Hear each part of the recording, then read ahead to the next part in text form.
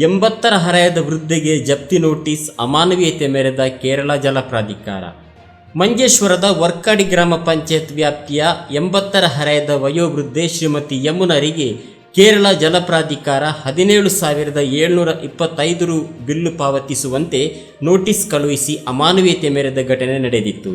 ಕೇರಳ ಜಲ ಪ್ರಾಧಿಕಾರದ ಪೈಪ್ಲೈನ್ ನೀರನ್ನು ಬಳಸದೇ ಇರುವ ಇವರಿಗೆ ಈ ಮೊತ್ತವನ್ನು ಪಾವತಿಸುವಂತೆ ನೋಟಿಸ್ ಜಾರಿ ಮಾಡಿ ಎಡವಟ್ಟು ಮಾಡಿತ್ತು. ಆದರೆ ಬಿಲ್ಲು ಪಾವತಿಸದ ಕಾರಣ ಮಂಜೇಶ್ವರ ತಾಲೂಕಿನ ಡೆಪ್ಯೂಟಿ ತಹಶೀಲ್ದಾರ್ ಪ್ರಶಾಂತ್ ಯಮುನರಿಗೆ ಜಪ್ತಿ ನೋಟಿಸ್ ಜಾರಿ ಮಾಡಿದ್ದರು. ಜಲಪ್ರಾಧಿಕಾರದ ಪೈಪ್ಲೈನ್ನ ನೀರನ್ನು ಯಮುನಾರವರು ಬಳಸದೆ ಈ ಬೃಹತ್ ಮೊತ್ತದ ಬಿಲ್ಲು ಬಂದ ಬಗ್ಗೆ ನಮ್ಮ ಮೀಡಿಯಾ ಸತ್ಯಾನುಸತ್ಯತೆಯ ವರದಿ ಮಾಡಿತ್ತು. ಈ ವರದಿ ಜಿಲ್ಲೆಯಾದ್ಯಂತ ಭಾರಿ ಸದ್ದು ಮಾಡಿತ್ತು. ಪರಿಣಾಮ ಎಚ್ಚೆತ್ತುಕೊಂಡ ವಾಟರ್ ಅಥಾರಿಟಿ ಅಧಿಕಾರಿಗಳು ಪರಿಶೀಲನೆ ಮಾಡಿ ಪೈಪ್ಲೈನ್ನ ಯಾವುದೇ ನೀರನ್ನು ಇವರು ಉಪಯೋಗಿಸಿಲ್ಲವೆಂದು ನಿರ್ಧರಿಸಿ ಜಪ್ತಿ ನೋಟಿಸನ್ನು ಹಿಂಪಡೆದಿದ್ದಾರೆ. ಈ ಮೂಲಕ ಏಕಾಂಗಿ ವೃದ್ಧೆ ಯಮುನಾ ನಿಟ್ಟುಸಿರು ಬಿಡುವಂತಾಗಿದೆ.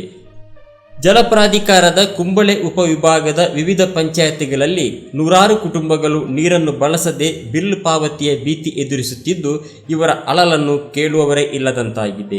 ನೀರನ್ನೇ ಬಳಸದೇ ಇರುವ ನೂರಾರು ಮಂದಿಗೆ ಇದೀಗ ಅನ್ಯಾಯವಾಗಿದ್ದು, ಸರ್ಕಾರ ತಕ್ಷಣವೇ ಸಮಗ್ರ ತನಿಖೆ ನಡೆಸಿ ಈ ಸಮಸ್ಯೆಗೆ ಶಾಶ್ವತ ಪರಿಹಾರ ಕಾಣಬೇಕಾಗಿದೆ.